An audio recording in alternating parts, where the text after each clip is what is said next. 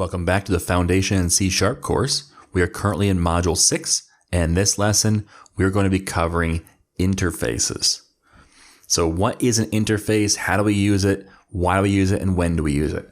The key questions to ask. So let's dive right into a new project. We'll create our console application. Make sure it's the .NET framework. And we'll call this the interface demo and interface demo app. And make sure it's 4.7.2. And we'll hit create. Once that's created, we'll add our console.readline at the end. And now we're ready to get started with interfaces. So an interface, and let's just write this down so you have it, because it's kind of important to grasp what an interface is. An interface is a contract. So what it does, it says, this is what a class will do that implements this interface. Okay, and the implements is a key word there. So classes implement interfaces. Okay, we just learned about inheritance. So classes can inherit from another class, but in this case, it's not inheritance, it's implementation. And implementation essentially just says that, yes, we conform to whatever contract we say we implement. Okay, so that's generic. Let's make it a little more practical. The way to think of an interface is to think about, real life. Let's look at power cords. Okay, it would be chaos if every power cord was different in how it plugged in. Okay, so if some had 5 prongs and some had 8 and some had 2 and some had 1, that would seem chaotic and nothing would really work. Your house power would have to be like, physical wires that you twist on the ends of your power cables, and that just wouldn't be good. And so designers of houses and electrical systems and all the rest, I'm not even sure who came up with it originally, but designers came up with this plan where they said, we're going to standardize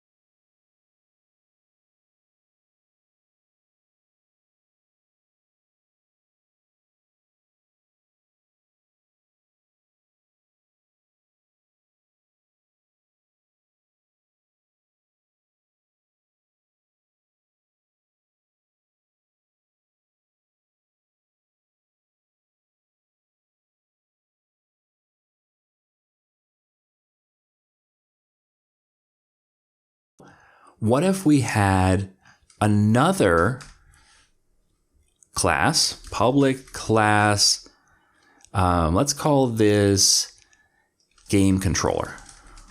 It's very generic, but it illustrates the point, okay? And this has a bunch of things, but public void connect is one of them. Because you have to tell the controller, hey, you're connected. And again, we don't know about events, so we're going to say public void current key pressed, and we're going to have something called. Now you say, well, hey, wait a minute, we got some repetition going on here. Maybe we should have some class inheritance. But really, I'm not sure we can find a common ground here. They both connect to a computer, but game controllers connect to a game system or a computer. So that's not really common ground. Yes, they both have a connect method, but that's not an is-a relationship. So finding that common ground between these two, you could say they're both peripherals, meaning there's something that is on the outside of a computer that connects in. And that kind of works, and maybe even connect would fit in that peripheral base class. The problem is that current key pressed would not, because not everything that's a peripheral is has some kind of keys to it. For example, my webcam does not. Therefore, it wouldn't have current key pressed. Therefore, it's either not a peripheral or a peripheral can't have current key pressed. And you say, well, at least connect would though, right? Well, I also have a few things that plug in USB, but they're just for power. And that's technically a peripheral, but you don't connect to it. So that might not work for that either. So what it really comes down to is, even though they have similarities, these two things are not the same thing. But you may say, you know what? I want to have a list of type something, which we'll put string in here for now, but it's not string. A list of something that is our controllers. Okay? And you want to do equals new list of something, but string is not it. And I could say, well, list a keyboard. And that's cool, but how do you put game controllers in there? Because we want a game controller to also be available as an option. So how do we do this since we can't have a base class that we can put in here? And that's where interfaces come in. An interface, let's say public interface, not public class, public interface. And the public interface always starts with a capital I and then your words. Okay, so in this case, computer controller. Controller itself is a keyword, so let's not use just iController, but iKeyboard or computer controller, like so, and now that's an interface. This is a contract. Okay, so again, the standard is that we have the Pascal casing, meaning each word gets its own capital letter, but before all of it is a capital I. And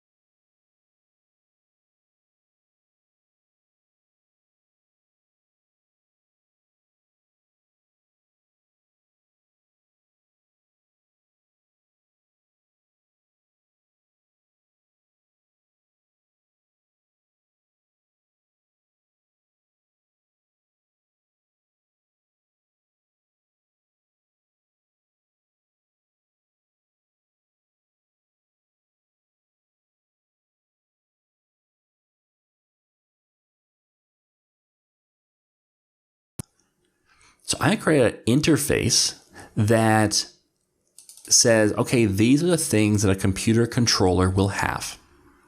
One of them is a connect method.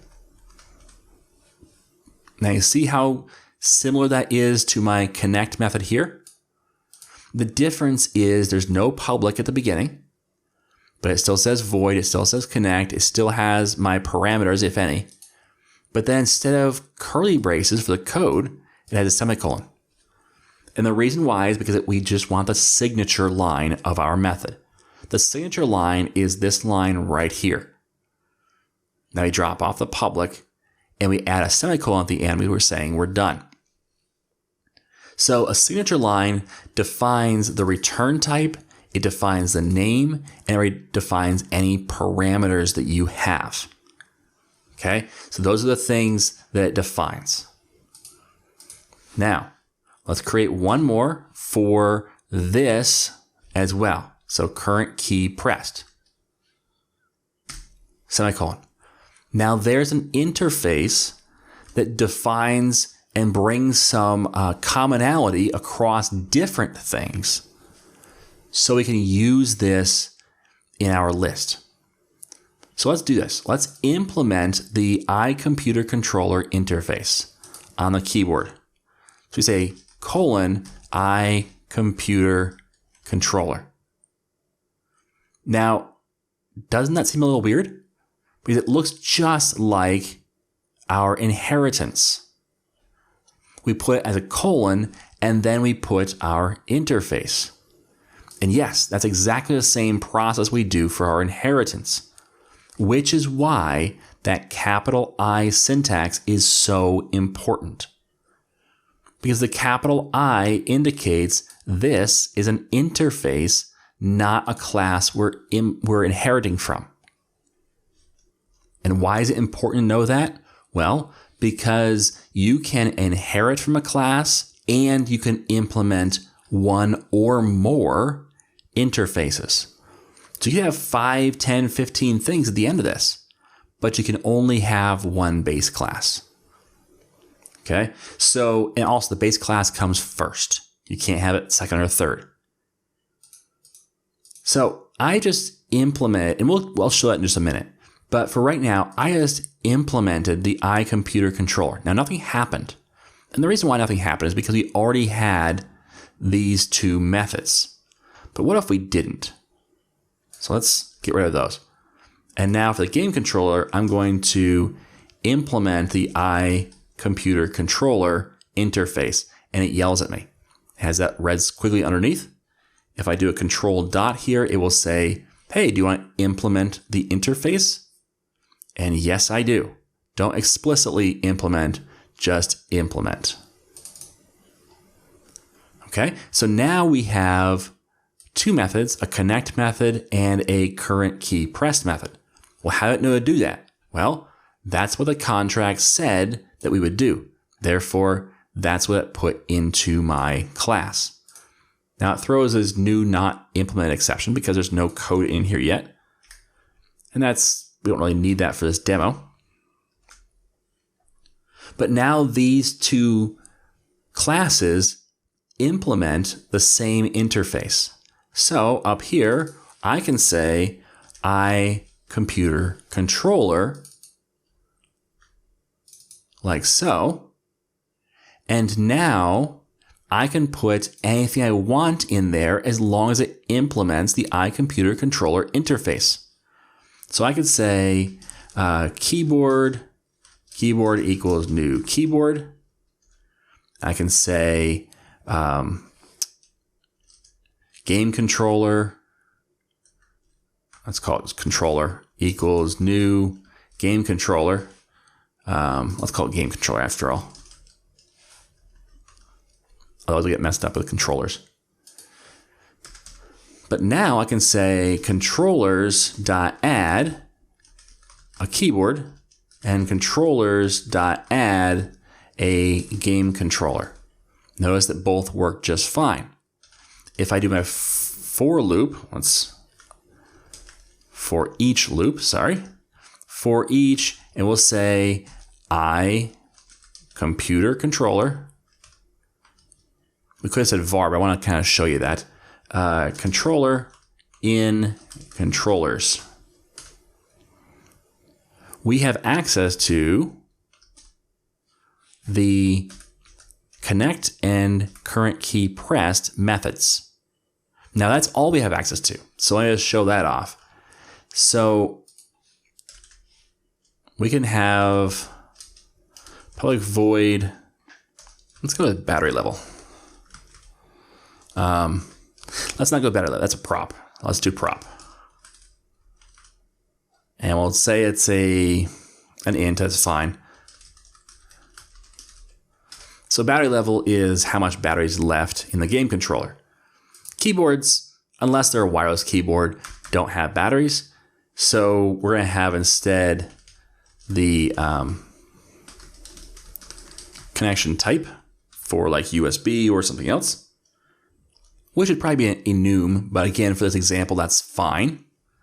So now we have different properties that are unique to each of our classes. If we come back up here and do our controller dot again, we don't have access to those properties because we only are using the computer controller interface. So we say, hey, you know what? This contract says we have two methods. Therefore, there's the two methods we have.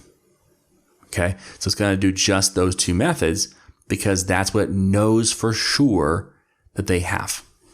Okay, so where is this useful?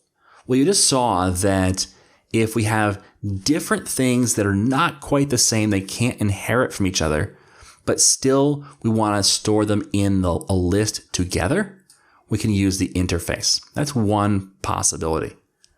Another is when we want to have if we want to create a contract that maybe somebody else is going to implement, and we don't really care. It can be, one type implements it or 1,000 different types implement it. We just need to run a certain set of commands or get certain values out of something, regardless of what it is. There's one that's built into the .NET framework that is really, really helpful, and that's called iDisposable. So an iDisposable, let's just implement that down here on game controller. So I do comma and I say iDisposable. Now again, I have not implemented it. So I control dot and say implement. Notice it's going to add one method. It adds the dispose method. So I could say, do whatever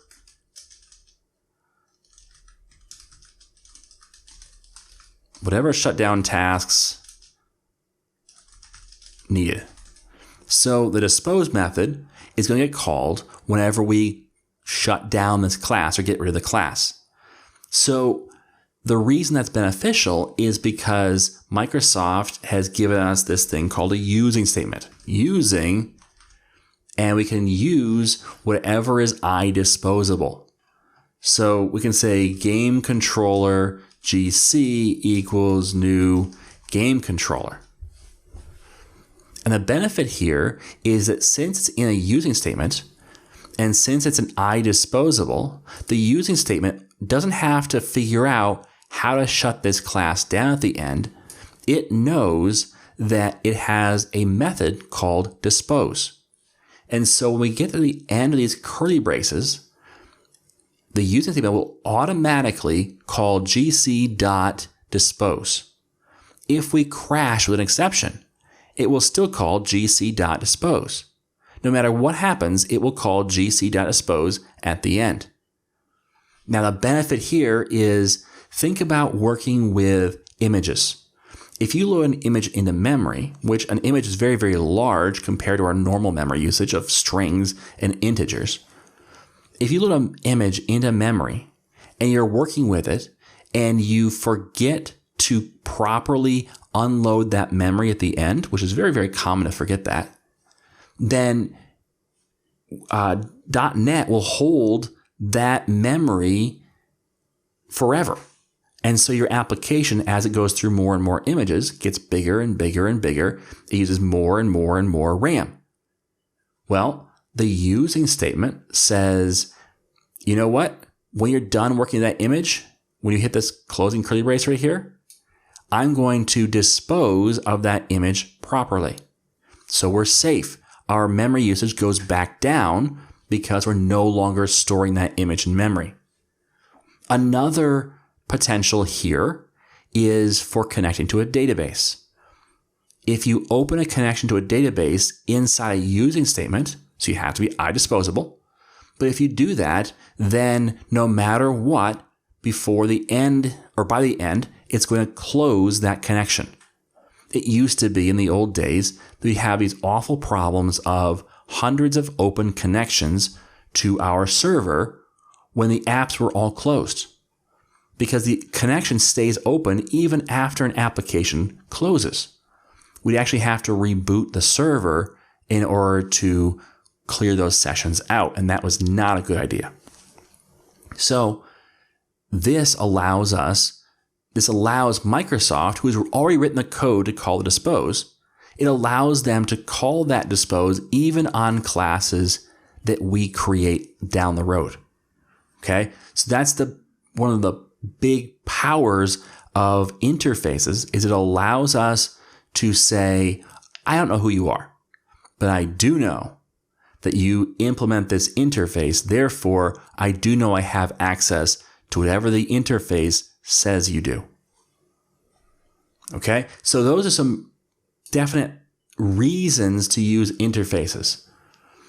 Now, at first in your development career, when you're starting out, when you're starting to learn object-oriented programming, you probably won't use interfaces that much. They may seem underpowered or not terribly useful. I was there, okay? That's kind of the way I looked at interfaces for a long time as I was learning. But I learned the hard way, okay? I didn't have somebody to teach me the easy way to learn C#. So it took me a while to figure out some use cases for interfaces, to the point now where interfaces are half the code, it seems like, that I do. Because when you get into these solid principles, which if you're at this point in the course, you're not ready for solid yet. Solid is some advanced stuff. It takes what we're learning now and it takes it to 11. I mean, it just cranks it up. But what solid talks about is the idea of how to architect your application in such a way that it's a bunch of modular pieces that can get pulled apart and replaced one at a time, instead of redoing the entire application to fix one piece. Okay, so at that point, interfaces become critical. They are extremely important. So knowing how to use interfaces is important, even if you're not yet to the point where you're ready to use them naturally. And that's okay. Don't use something just because you've learned it. Now, in test, yes, do use it because you've learned it. But when it comes to building actual applications, don't just say, oh, well, I need to use this because everybody does. Don't do that. Know the reason why you're using it, or don't use it. Okay? So that's just kind of my step back piece of wisdom here. Okay. So I had mentioned the fact that we can have both an inheritance and an implementation going on. So let's add some inheritance to game controller. Let's actually go the other way. So we're going to use this as the parent class, since it's pretty generic. Let's create a public class, and we'll call it battery powered game controller. That's pretty long, but that works. And what this is going to do, oops, no parens. I was wondering why that was acting weird. If something acts weird, don't just assume that the editor is messed up. Figure out why, because more likely it's something you did, not something the editor did. So we're going to move this down here because not all game controllers are battery powered. But this is a game controller. It's just a battery-powered game controller. So we can say that battery-powered game controller is a game controller. So now we have this set up with this relationship, but that's it. We have not implemented any interfaces on battery-powered game controller. Let's come back up here to our list, and let's create a new battery-powered game controller. Let's call it battery for now. It's not a great name. It's an awful name, but that's okay. I'm going to say controllers.add battery. Notice that I added it, not a problem. Even though we don't implement, we're looking for the iComputer controller. There's no interfaces at all, but we don't implement the iComputer controller specifically. So how is it that we have the ability to put that in the list? Well, we inherit from game controller, and game controller has these two interfaces. Therefore, we can assume, well, we know for sure that battery-powered game controller implements the iComputer controller interface because game controller does. It's a little convoluted, but since our parent implements an interface, therefore we implement that same interface. So with that, we don't have to add any interfaces. However, what if we created another keyboard? So let's call this keyboard, so public class battery powered keyboard. And this is going to get that same battery level. We can't have an inheritance here. We can't double inherit, and because a keyboard is not a game controller. But what we could do after we inherit from keyboard is we could create a new interface, public interface, and call it battery powered. And it's going to have one property, can't be public.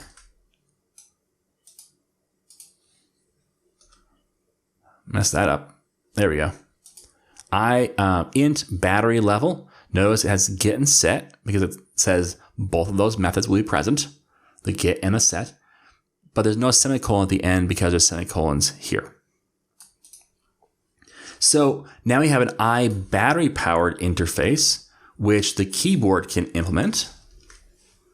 It already has. And so can the game controller. Now, order is important here. You have to inherit first and then implementations. And you can have multiple if you want, like this one does, or just one or none. But it has to be the order of inheritance first, if there is inheritance. If there's not, no problem. So now we could come up here and we could create another list, a list of iBattery powered. We'll call it powereds.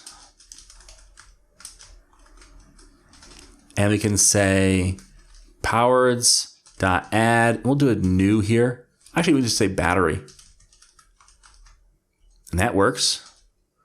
If we say powereds.add keyboard, that won't work because the keyboard is not battery powered. It does not implement that interface.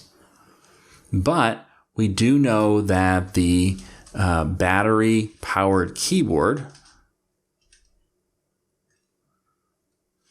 we can call this, let's call it battery keyboard.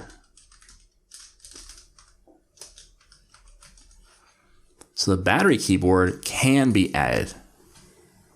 Okay, so this is the way interfaces work. Okay, they are passed down to child and grandchild relationships in inheritance. You can have more than one. They have to come after the inheritance, if there is any. And you have to fully implement them. You can't say, well, you know what? We're not going to do that. You do, then you're in violation. You cannot have this partially implemented. It's a contract. You sign.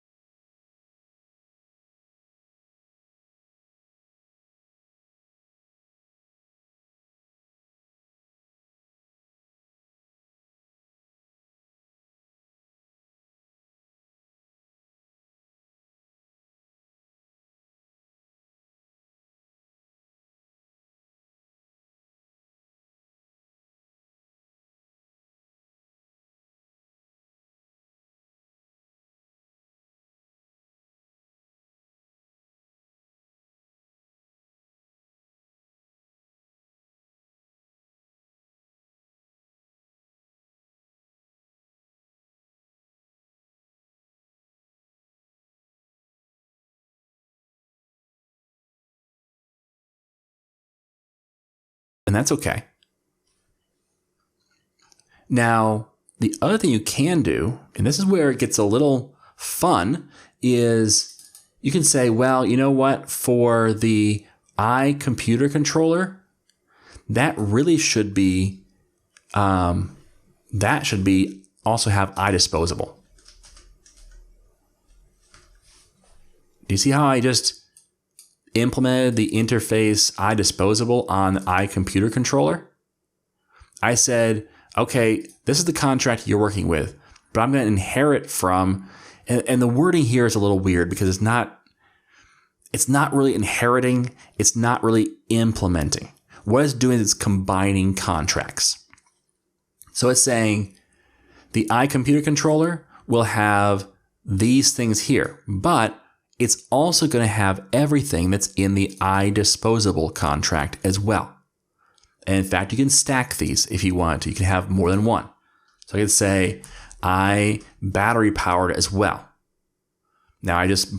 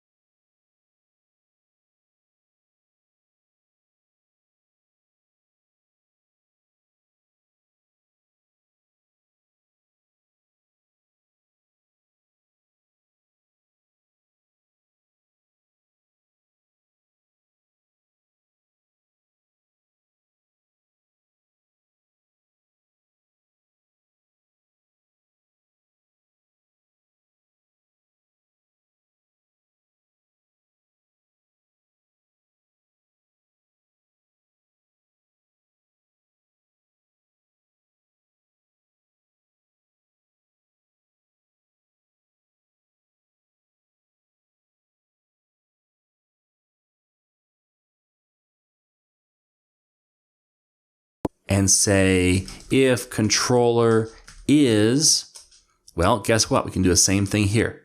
We can say game controller and then say GC. So now it's going to say, hey, if this computer controller is a game controller, then put it into this variable and now you can call it. You can say GC dot and have all the game controller stuff that's associated with game controllers. And that's one thing you can do, but then you can also do the same thing with other interfaces. So if controller is battery powered, and you can say, let's call it, we use powered. We have not used powered, looks like. No, we haven't. Great.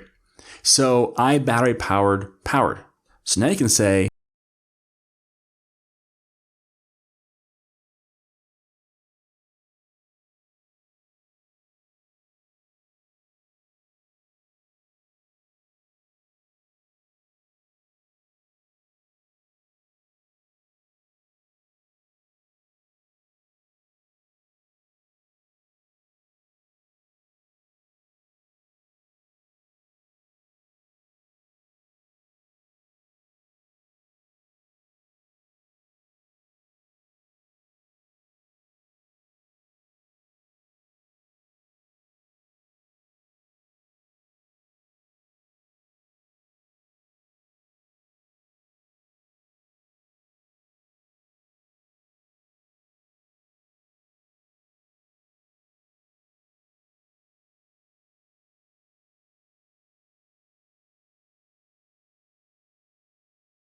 interfaces or a contract, use them as types when you need common functionality. And that's where I put like list of computer controller, not list of keyboard, computer controller. That way I could use that common functionality between all computer controller classes, whether it's game controllers, keyboards, battery-powered keyboards, or battery-powered game controllers.